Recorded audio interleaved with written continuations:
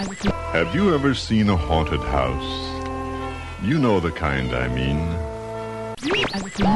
And take them back into the past, into the days of the pirates, you know, where the whole Caribbean area was full of pirates, and they were always sacking towns and things.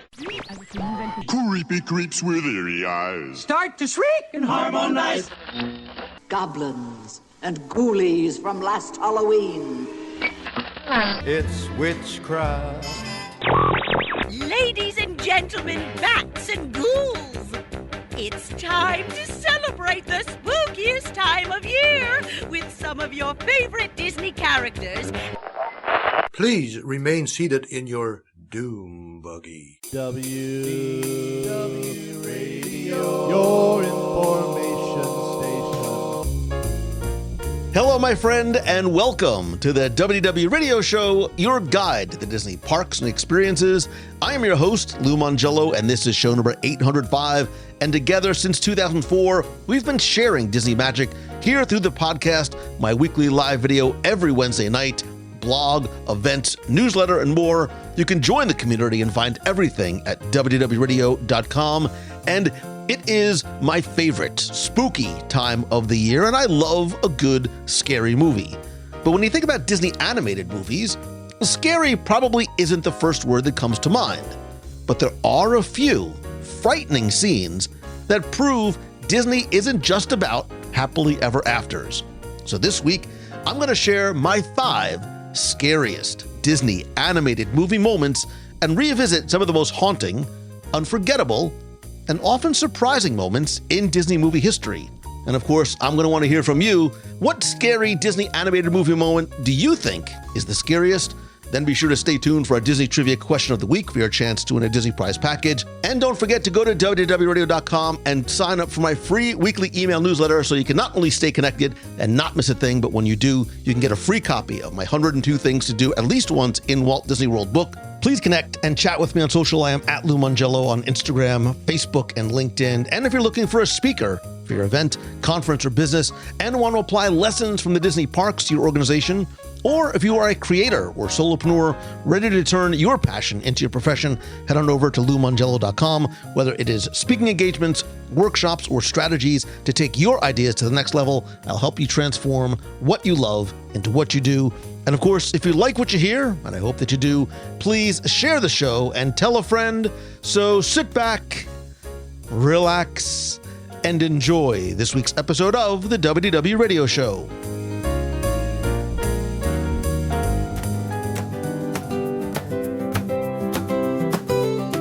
So I first want to welcome you back to another installment of my new series, which I'm calling My 5, where I share my top 5 picks on all things Disney, from the parks and resorts to cruise line, movies, and beyond.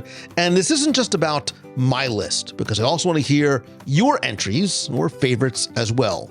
And since Halloween is just around the corner, and by the way, I love this time of year, I love the spooky season, pumpkin spice everything, and scary movies, and I thought it'd be the perfect time to take a look at the 5 scariest, because there are some, and spookiest moments in Disney animated movie history. Now, I was originally going to include live action in my list, but as I started making the list in my head, the scenes that came to me first were all animated. So I thought we would start with 5 here, and then maybe we'll revisit the 5 scariest live action on an upcoming WDW Radio Live Wednesday night show, where you can tell me which ones you would put on the live scary list as well. But over the years, I think in more animated features and classics than I thought there would be, Disney has actually given us a lot of hair-raising moments that still sort of send a chill down our spine. So this week, we're going to dive into those terrifying transformations, the creepy villains, and the scenes that may actually have made us jump out of our seats, maybe a couple of childhood nightmares, proving that Disney also knows how to bring the spooky in animated films as well. And as you listen, I want you to keep in mind what Disney animated movie moments scared you the most. Whether it's a classic or something newer from recent years, I want to hear your picks. So as you're thinking of it, as I'm going through my list, especially if I miss something, Be sure to share your thoughts and your own scariest Disney movie moment over in the WDW Radio Clubhouse at wdwradio.com/clubhouse, or call the voicemail at 407-900-9391. That's 407-900-WDW1, and I will play it on the air. But for now, let's get into the spirit of Halloween and see what spooky surprises Disney has in store.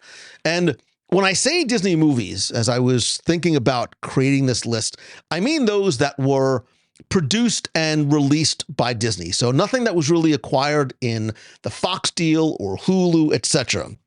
And when I say scary, it's also all relative. Like, I'm not talking about Pennywise from It or The Fly or The Thing or any sort of crazy horror like that. But I think there are some like very unsettling scenes in some Disney movies, definitely live action and certainly in animation, including some, as I made my list, from films that I think are going to surprise you. And narrowing it down to 5 was actually a lot harder than I expected. And you probably, as you see or hear this topic idea, you probably have a few in mind. I definitely want to hear about those. But the more I thought about this, the more confused and frightened I became. So here is my 5 scariest moments in Disney movie history. And number 1, it's probably not what you were expecting, is the brave little toaster. I'm going to pause for the gasps of horror. So the brave little toaster is a 1987 animated adventure based on Thomas Dish's 1980 novella, which was his first children's book. The film was directed by Jerry Reese, and it was basically, the story is there's this world where household appliances can secretly come to life when humans aren't around. It sounds a lot like Toy Story to me. And it follows 5 different appliances: a toaster, a lamp, a blanket, a radio, and a vacuum cleaner, on a journey to find their original owner. This was originally produced by Hyperion Pictures, and a lot of talented folks from Pixar, including John Lasseter, Joe Ranft, contributed to the film. Now, this originally aired on the Disney Channel, but was so popular, it ended up going on home video, and it actually spawned 2 direct-to-video sequels. But you're like, okay, it's a movie about like a toaster and a lamp, and they're trying to find it. Like, it sounds very cute, right? I think I left out the nightmarish visits by a psychotic clown fireman.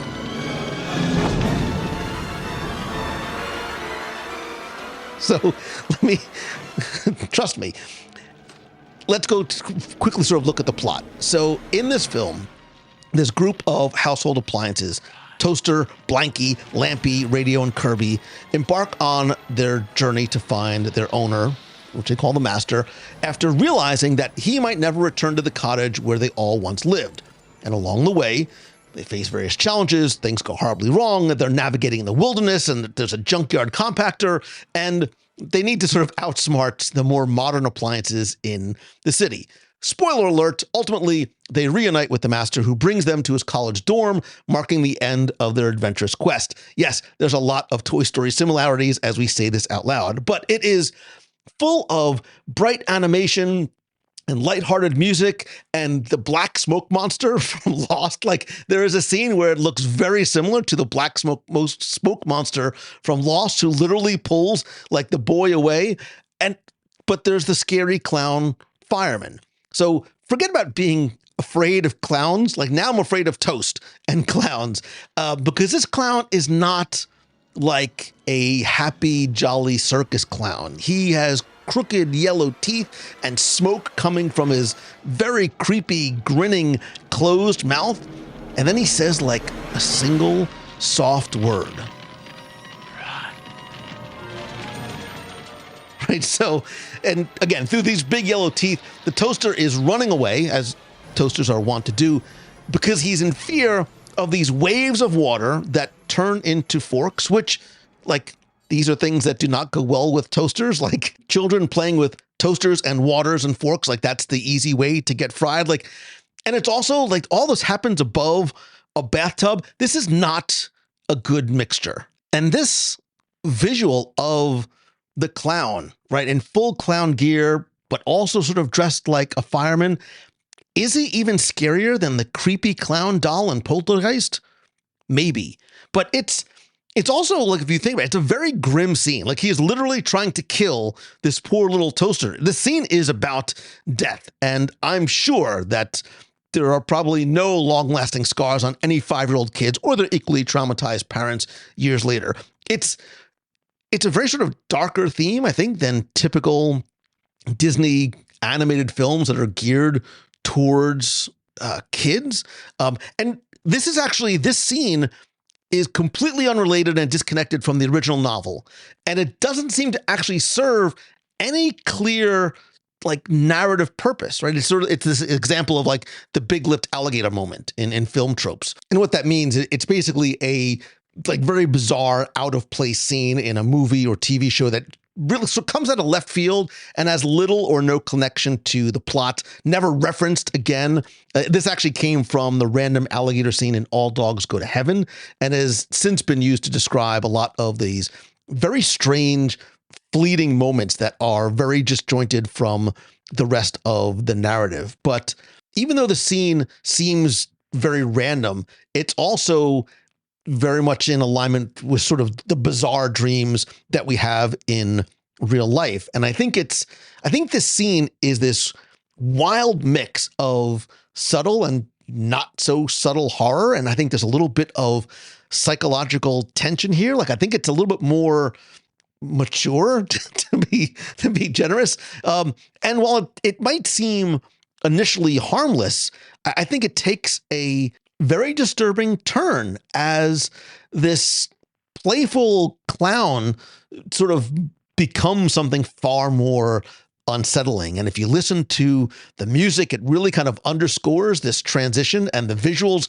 get very weird, and the clown becomes much more menacing. So it's scary not in a jump scare sense, but I think it's scary in a unsettling sequence that kind of lingers with childhood nightmare. And like, people wonder why, like, even adults are afraid of clowns. If you haven't seen The Brave Little Toaster, I suggest going to check out the scary fireman clown scene from this 1987 animated film, which is not right now on Disney Plus, maybe a little harder to find than it should be, but I'm sure you can find clips of the scene on YouTube as well. All right, going to number 2 on my list. This was one of the ones that came to mind first, and I love this movie, and I've talked about this movie on the show and live shows a number of times in the past because I think it is memorable, remarkable, unique, and brilliant for a number of different reasons. But the reason why this film and this scene is on my list is because the Hellfire scene from the 1996 Hunchback of Notre Dame film is one of the most intense and I think complex sequences, which obviously focuses around Judge Claude Frollo, who I very firmly believe it's one of, if not the most evil villains in any Disney animated film, possibly some of the live action films as well. But this sequence, this song, which is beautiful, is this very striking exploration of, again, in a very mature sense too, Frollo's inner conflict, his own inner demons, and there's themes of religious hypocrisy and lust and guilt and eternal damnation. So in this scene, which if you've seen the film, I'm sure you remember, Judge Claude Frollo wrestles with this, for multiple reasons, very forbidden desire for Esmeralda. His what sort of becoming obsession with her very much is in stark contrast with his perceived moral superiority. And he blames Esmeralda for tempting him and also fears eternal damnation if he gives in to these desires. And there's a lot to sort of break down in this, not just in this scene, but even the scenes leading up to and those that follow, because he has this very, again, these are more mature themes, I think, that we've seen in a lot of Disney films. This lust for Esmeralda. He physically assaults her in one scene, which is bad enough on his own. But this musical number in his mind that we sort of see through the music and the exposition is this montage of very disturbingly dark images. And the music by Alan Menken and Stephen Schwartz is very haunting just on its own in terms of this discussion of his beliefs and his fears, and this very sort of self-righteous in this singing prayer about his own selfish desires is also this, it's very hypocritical because he's putting himself above others. And actually, if you go back and you watch this scene, there is so much symbolism, some more apparent than others. Like even if you just sort of watch, there's the cross above the fire, right? It's this dichotomy between heaven and hell. And look, man, Folo, we've all had crushes before, but relax. Like this, the MPAA almost gave this movie a PG rating simply because of this scene. Now, the original cut of the movie, which I don't think was ever actually made into theaters, there was supposedly Esmeralda was possibly not as fully clothed in the dancing of the fire scene, but maybe this should have been a PG movie because it is a much more, I think, adult film based on a much more adult novel.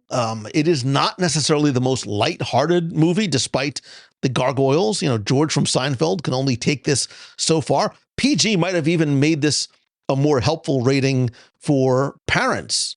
Again, because I think there are a lot of adult themes here. Again, if you watch this film, you'll see why.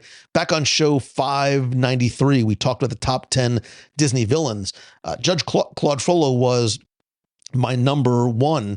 And as you watch this scene, and again, a lot of not just in the music and his sort of internal dialogue and exposition and prayer, but he talks about how this is turning him to sin. And then there's a scene with these giant red-robed figures judging him in this endless gauntlet of, almost sort of, they're almost demonic looking and completely faceless. And he talks about how the devil is so much stronger than a man. And, as somebody who is, religious, I'm Catholic, like there's a lot of things here that are very impactful that hit home. But even if you take that out, if you listen to the lyrics of the song, he talks about letting her fire sear his flesh and bones. Like, hey, kids, sing this one in the car on the way home from school.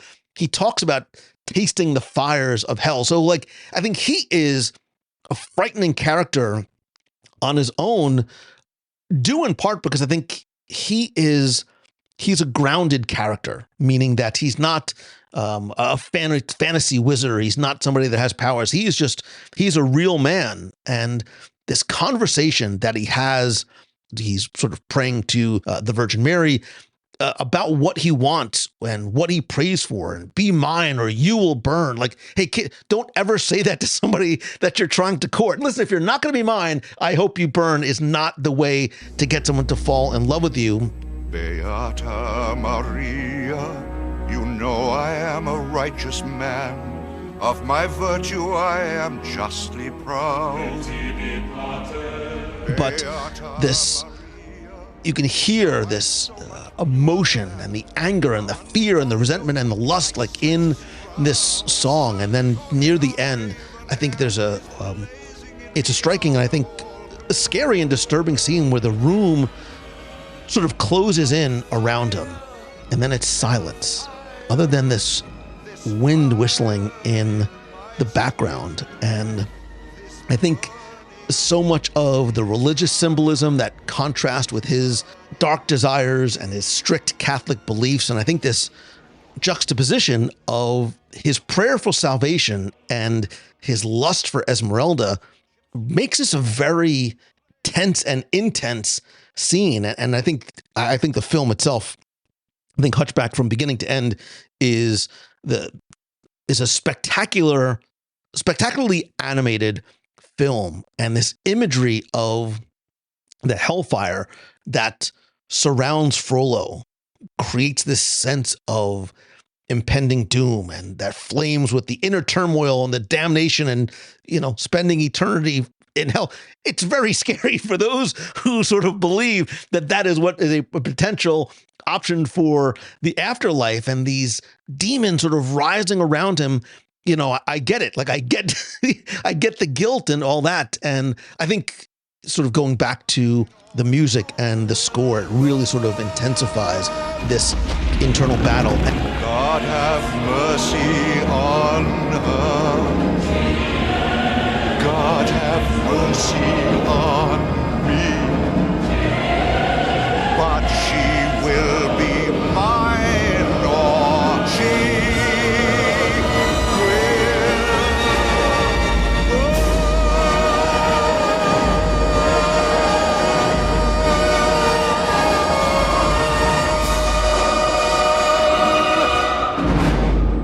and you could almost watch this scene again with your eyes closed and listen to how the music starts very quietly, and it's very much like a Latin sort of religious chant, and then it builds into this very sort of dramatic operatic crescendo. And I think that is very much reflective of this moral descent that he is going through, and this dichotomy that he sees himself as so righteous, but he's very deeply hypocritical. And as much as he tries to sort of rationalize his desire with it being her fault, not being able to take responsibility for his own feelings, it's such a deeply contrasting song versus some of what Quasimodo sings, and his pure love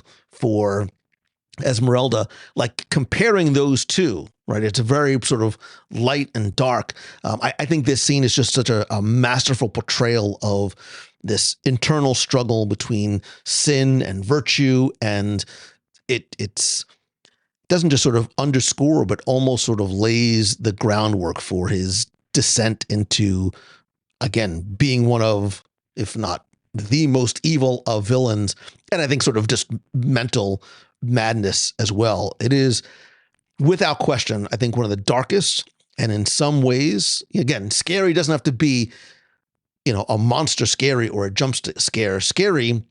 I think it's one of the darkest and most mature moments in Disney animation history. So I think from a psychological and symbolic perspective, it absolutely is one of the scariest movie moments in Disney animated film history.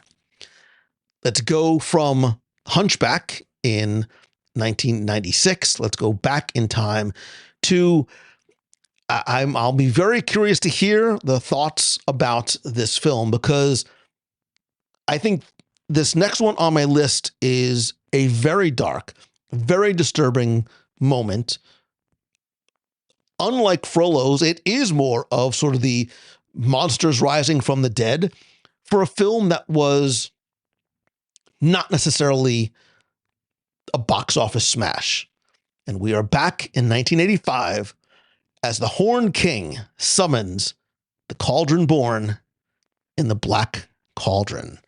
And I think this is one of, just on itself, you could just, if you watch just the scene, it is one of the darkest, most terrifying moments in animated history. Now, the film itself, and maybe this is a longer conversation for another day or a live show, this is, the whole film itself was a very grim, like, left turn for Disney. And I think in this scene specifically takes a dive into true horror. Like, there's grotesque visuals. It's a very intense atmosphere. Like, let's go back and talk about the film for a second.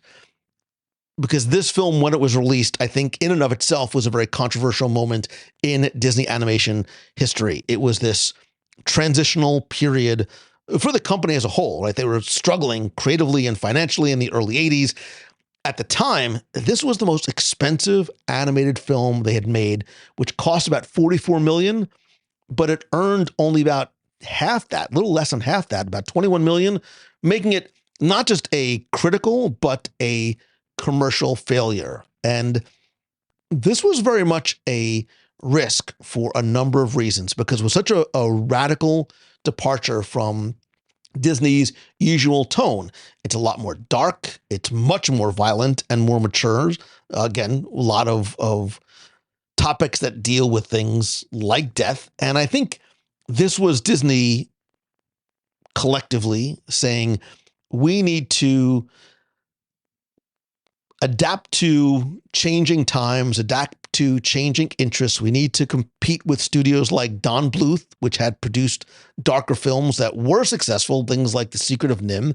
But some of these intense scenes, like this summoning of the Cauldron Born, I think didn't just alienate younger audiences and young kids because of how scary it was, but I think parents as well. It's why this had a PG rating, which was the first for a Disney animated feature. And supposedly, according to stories, the animators themselves were very divided in terms of pushing the boundaries of what, remember, this is Disney, like what Disney animation could and more importantly should do, right? So there's this idea of what the Disney brand identity was, while, innovating to what maybe current audiences, or so they thought, were looking for. And look, the production itself had its share of troubles along the way. There were a lot of cuts and re-edits by Jeffrey Katzenberg, who was the chairman at that time. He felt that some scenes were too intense. There was a much supposedly longer cauldron scene, and I think there was a lot of inconsistencies in this film, which is why it was not necessarily, not just critically well received, but well received by Disney audiences. I think over time, like a lot of films like this, The Black Cauldron gathered a bit of a cult following, especially those who like this dark fantasy, because there's a lot of groundbreaking animation, including in this scene, including early uses of CGI. But I think this, if anything, was an example of a flawed experiment in Disney history, and trying to build this metaphorical bridge between the older traditional era of Disney and the Disney Renaissance in the late 80s with films like Mermaid and Beauty and the Beast was not necessarily a bridge that was built in the best way possible. And when you go back and watch this film and look at the Horned King, the Horned King looks like Skeletor's less attractive brother. And he uses the titular Black Cauldron to summon the Cauldron Born, this army of undead warriors. Now, I think just this alone, this act of necromancy, is depicted in a very disturbing way visually. The cauldron bubbles, and there's this, it's beautifully animated, but there's this very ominous green smoke, and these skeletal warriors rise up from the dead. Now I call on my army of the dead, the Cauldron Born.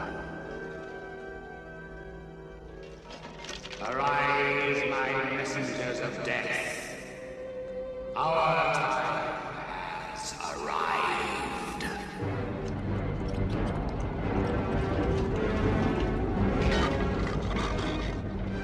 So you've got this depiction of dark magic, and there's blood and rotting bodies reanimating. It's a very haunting supernatural element that has not really been seen in Disney films before this. And this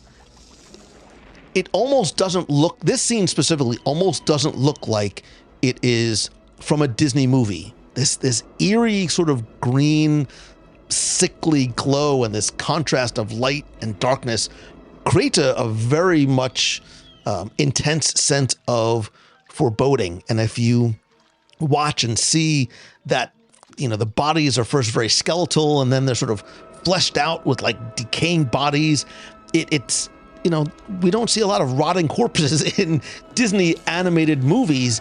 That coupled with the music and the sound effects all come together. And that, I think, is the key to the real scariness and the terror of this scene. That the score is very low and it's very ominous and dissonant. And there's also these almost like jump scare, jarring notes to really sort of enhance the terror. And you can almost, like, you hear bones like creaking and cracking, and there's armor. So it feels very real. It feels very almost menacing. And the Horn King, same thing, has a very big, ominous presence, and he's very chilling, almost sort of in his, if you watch, he's sort of very calm as this is happening, in contrast with this horror that's unfolding in front of him. And I think he, that this skeletal appearance, it very much sort of mirrors this army that he is commanding. So I think that the scary part of this isn't just the imagery, it's this concept of the dead rising to serve an evil master. And it's very, it's our own sort of primal fears about death and the unknown. And I think that was part of the problem.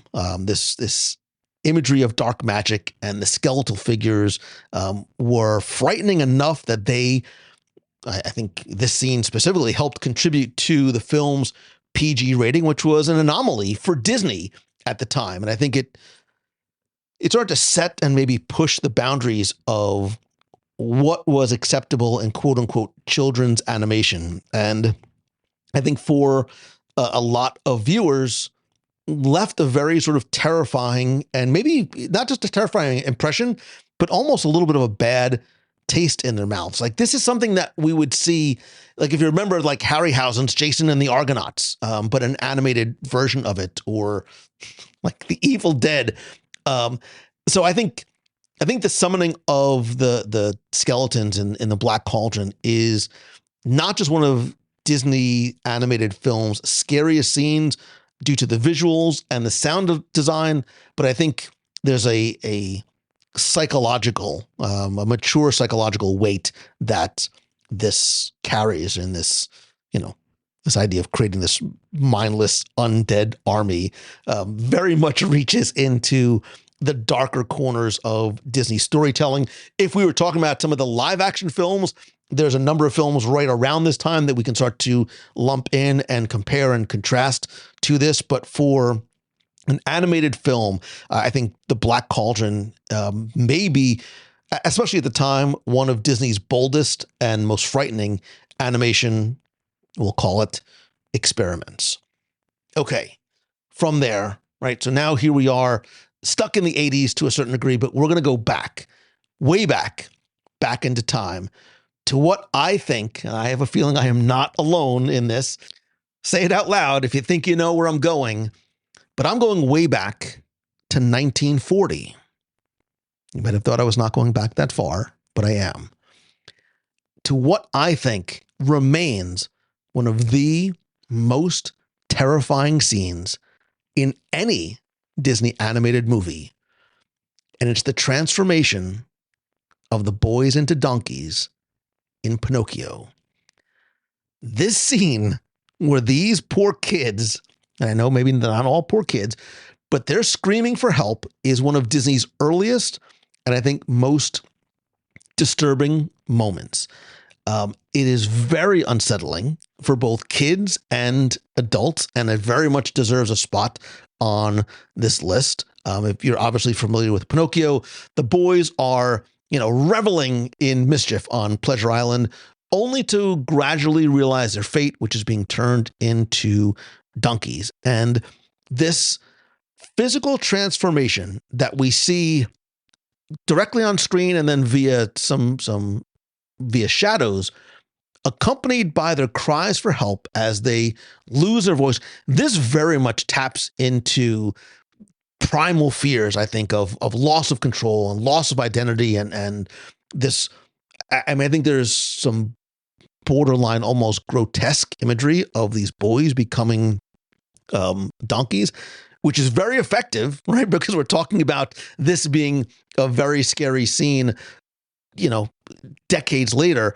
But I think this idea of the loss of humanity is very frightening, and it's the way it's depicted, right? This is such a, it's masterful in how it's done because it's such a very slow, unexpected burn and build as we get to Pleasure Island, but we see that there's something like a little bit off.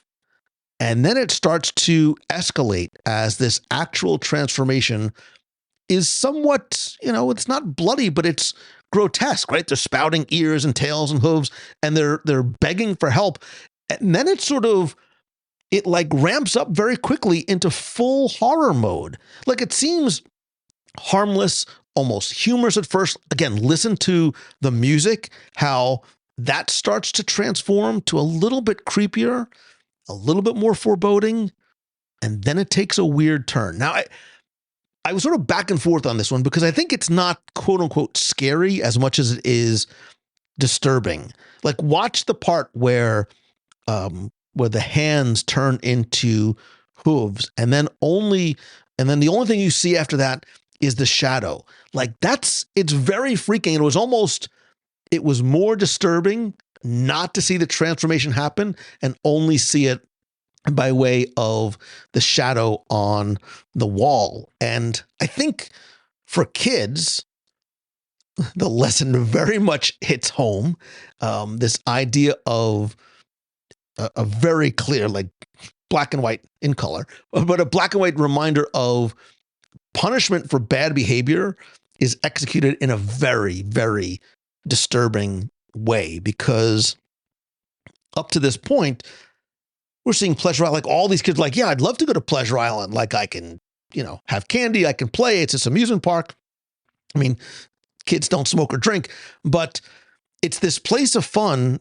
But then it quickly, but not sort of in an instant, sort of shifts into this very nightmarish scenario. And I think one of the scariest moments in this moment is when Lampwick screams for his mama.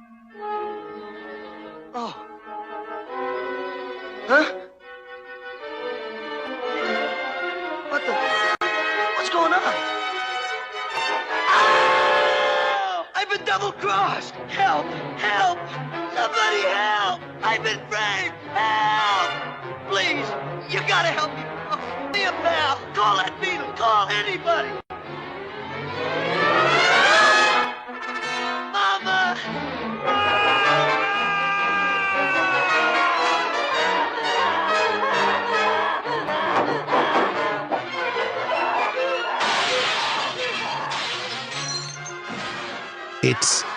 It hits home as a child, and I think as a parent, because no parent ever wants to hear a child scream like that. And I think, like for kids, I think the transformation continues to leave a lasting impression. Like I've talked about this topic with other people, and they'll mention other scenes from other movies, and I say, what about Pinocchio? Oh, that's right. Yeah, Pinocchio. And this, it's not just sort of the body transformation horror, but it's the psychological feel and the moral allegory.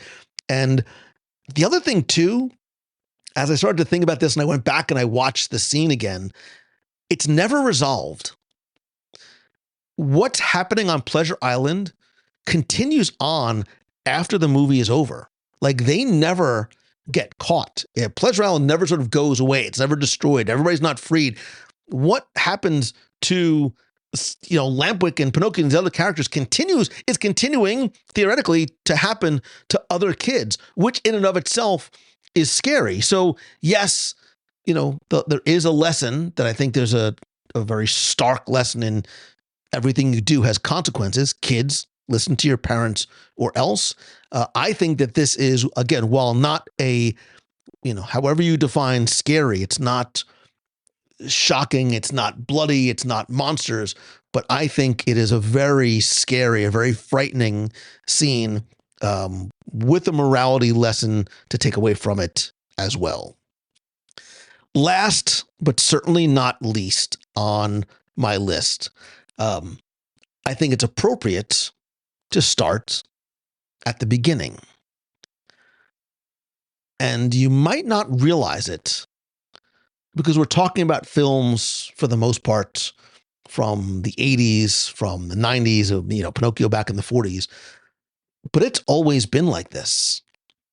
Why? I have 2 words for you.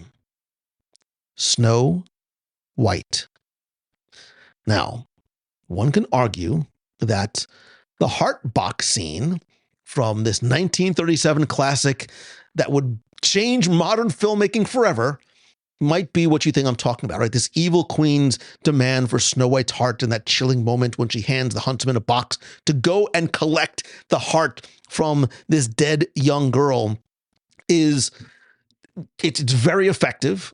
We know what he is there to do, and the music gets more intense and the tension heightens, but that's not the scene I'm talking about. You're saying, oh, well, it must be the evil queen transforming and then eventually dying. And I do think that the evil queen's transformation into the old hag is a terrifying moment. Again, this idea of dark magic and the potion to disguise herself, and her body undergoes, again, a very sort of visually sort of grotesque transformation, and her hands get all gnarly and her hair turns gray. Her face becomes very wrinkled and twisted. And I think same thing. It's punctuated by the sound design and the music and the lighting and just how menacing the score is, which really sort of emphasizes this evil behind what her spell is. And she has this almost malevolent glee, which contrasts with the horrific sort of appearance that she has. It's a very sort of iconic villainous transformation. And even her death later on, I think, is a chilling moment, but I don't think it's one of the scariest. When she's pursued by the dwarfs on the cliff, and then while she's trying to crush them with the boulder, lightning strikes, causing the cliff to crumble beneath her. She's not pushed to her death; she falls to her death, symbolizing the boulder crushing her symbolizes sort of this crushing defeat. Again, dramatic music, haunting visuals with the vultures circling overhead.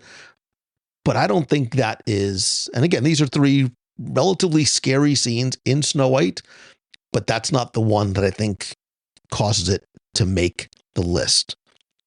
Because the forest scene is an incredible first-person animation of how Snow White sees the forest. It is very vivid. I think communicates her fear in a way that we don't really see in most other Disney animated films. You don't get a lot of first-person perspectives to sort of see what Snow White is seeing. And as these trees turn into monsters, these tranquil woods transform into a very nightmarish landscape. And the trees are very menacing, and the gnarly branches, and which look very much like hands reaching out to grasp her. And if you look really carefully, and again, it's sort of great use of things like the multiplane camera, the way the shadows almost distort the environment gives a sense from Snow White's perspective that it's inescapable, right? The forest is literally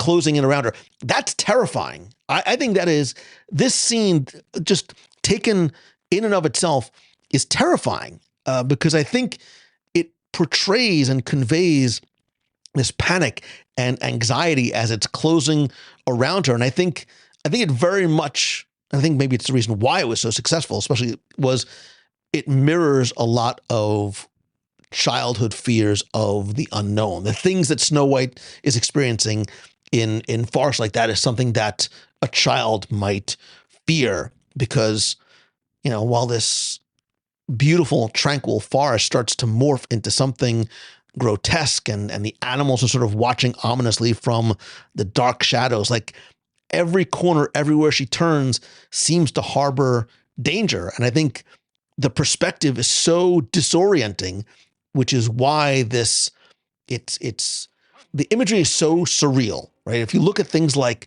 how the logs and the branches become alligators and claws, it makes this natural environment become a very hostile and surreal nightmare.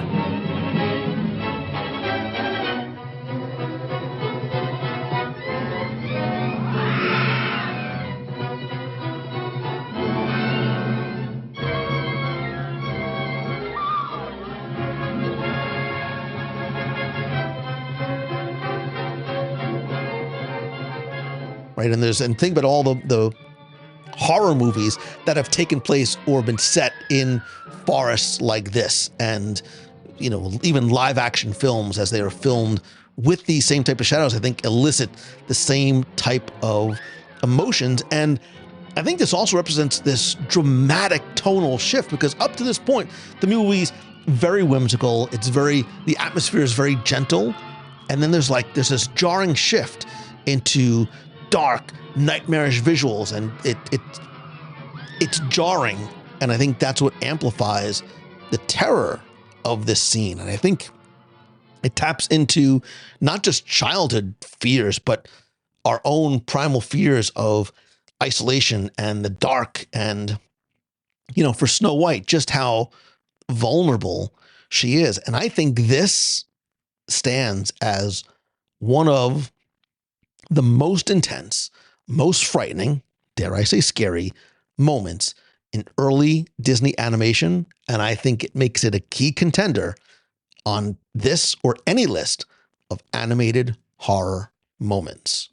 So that's it. Those are my 5 scariest moments in Disney animated movie history. Now, you may be yelling at your car stereo or your iPhone, or like if you're walking the dog. There's a lot more that I very easily could have included and wanted to include as this list. As I did a brain dump, I know you're saying, Lou, how do you not have Maleficent's transformation in there? What about the Headless Horseman from Ichabod? What about the toy's revenge with Sid in Toy Story? It's a moment of genuine horror. And I think Lion King has multiple moments that are, in fact, scary and eerie. Scar and the hyenas in the elephant graveyard, and Mufasa's death, obviously some of the most unsettling in Disney. But I don't necessarily put this as a scary moment. Night on Bald Mountain from Fantasia was almost there. Mother Gothel's death was almost there. I think the pink elephant on parade for some people is very, very frightening. I thought for a minute about Dr. Facilier and the shadow spirits. But if you look at my list, right? So Brave Little Toaster, Scary Clowns, everybody gets it. The Horn King and the Cauldron Born and the undead is sort of the, typical movie trope, reanimating the dead.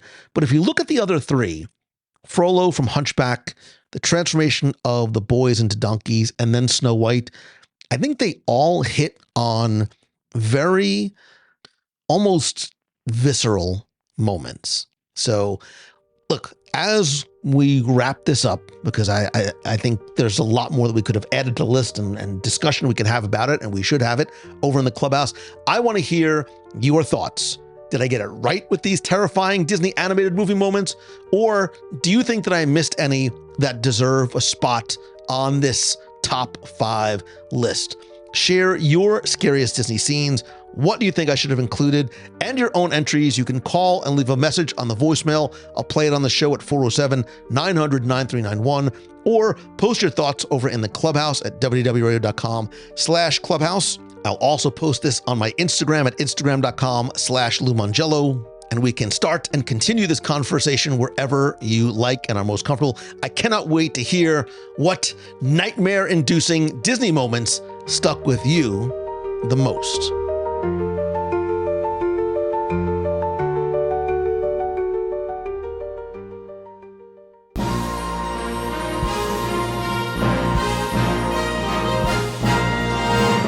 It's time for this week's Trivia Challenge, where I test your Disney knowledge with a little bit of trivia, history, or see if you can identify where in Disney you may have heard a sound, song, or quote. If you enter and answer correctly, you could win a Disney prize package. This week's trivia contest is sponsored by the Walt Disney World Swan and Dolphin Food and Wine Classic, my favorite foodie event of the year. Back for the 15th anniversary this November 15th and 16th. It is bigger and better than ever with 45 delicious dishes, 170 drink options, including rare wines and craft beers, and also interactive seminars, live entertainment under the stars, and special ticket packages, because this year they're offering a special 15th anniversary deal, which includes 15% off if you attend both nights, and you should because the menus are different. The event is perfect for foodies like me, wine enthusiasts, maybe you, and those just looking to enjoy a night under the stars with great company. It is my favorite can't-miss food event of the year, and I want you to join me this year. Trust me, you do not want to miss the Food and Wine Classic. You can learn more and get your tickets today at foodandwineclassic.com. Now, before we get to this week's trivia question, let's go back, review last week's, and select our winner. So last week I asked you to tell me what was the very first parade in the parks to be performed in Walt Disney World. Did you get this one correct? Did you think back to October 1st, 1971, when the Magic Kingdom's first ever parade debuted on opening day, and it was simply called the Character Parade, and it featured a collection of Disney characters, a marching band, and antique cars. It ran only for a very short period of time through about November, but over time it came back. Additional elements were introduced to sort of expand its length and its run and its appeal, and then variations of the Character Parade evolved over the years to become the Cavalcade of Characters, which ran until about 1978. Obviously, this helped set the stage for more elaborate and intricate parades in the future, including, but not limited to, I think still my favorite parade in Walt Disney World, the Main Street Electrical Parade, which began its run in 1977. Anyway, I took all the correct entries, randomly selected one, and last week you were once again playing not only for the WDW Radio keychain, stickers, pin, but also a mystery prize. And last week's winner, randomly selected, is G. Patel. So, G, congratulations. I have your address, and now we'll get your prize package out to you right away. If you played last week and didn't win, that's okay, because here's your next chance to enter in this week's Walt Disney World Trivia Challenge. So as long as we are speaking about scary scenes from Disney movies, let's talk about an attraction that also followed in its footsteps. Snow White was originally called Snow White's Adventures when the park opened in 1971, but later was changed to Snow White's Scary Adventures. If you've been on the attraction, you know why. But that wasn't the only change, because in 1994, a previously unseen character in the attraction was added. Who was it? What character was added to Snow White's Scary Adventures in 1994 during the refurbishment? You have until Sunday, October 20th at 11:59 p.m. Eastern to go to WDWRadio.com, click on this week's podcast, use the form there. Again, you're going to play for the keychain, the stickers, the pin, and a very cool mystery item this week.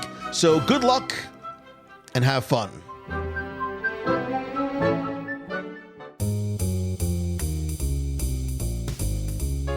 That is going to do it for this week's show. Thank you so much for taking the time to tune in this and every week. Just because it is the end of the episode, it does not mean that it is the end of the fun. Come be part of the community and conversation over in the WDW Radio Clubhouse at WDWRadio.com/clubhouse. Also, I'd love to hear from you. Let me know what you think the scariest scene is from a Disney animated movie. Was there something that I missed? Do you agree with my list? Call the voicemail. I will play it on the air at 407-900-9391. That's 407-900-WDW1. You can also connect, follow along, and chat with me on social. I am at Lou Mongello on Instagram, Facebook, and LinkedIn. Also, don't forget to join me this and every Wednesday at 7:30 p.m. Eastern for WDW Radio Live on both Facebook and YouTube. We'll chat not just about this week's show, but you never know where I might be live from in Walt Disney World, possibly this weekend from New York Comic Con, which I'll be covering Thursday through Saturday. And of course, I still believe that nothing beats a handshake and a hug. So check out the events page at WDWRadio.com to find out about our next meet of the month in Walt Disney World, upcoming group cruises on the Disney Treasure and the Destiny, our Adventures by Disney to Disneyland, Japan, and our river cruise on the Seine in 2025. And to be sure that you don't ever miss a thing, be sure to subscribe to my free weekly newsletter with updates, no algorithms, nothing to check. It's delivered to your inbox for free every Wednesday. And as always, for the past 18 or so years, huge thanks to mousefantravel.com. No matter where you want to go, they are my trusted and recommended partner for so many years. They will handle the planning so you can focus on making the memories. They offer free, completely free. There is no catch.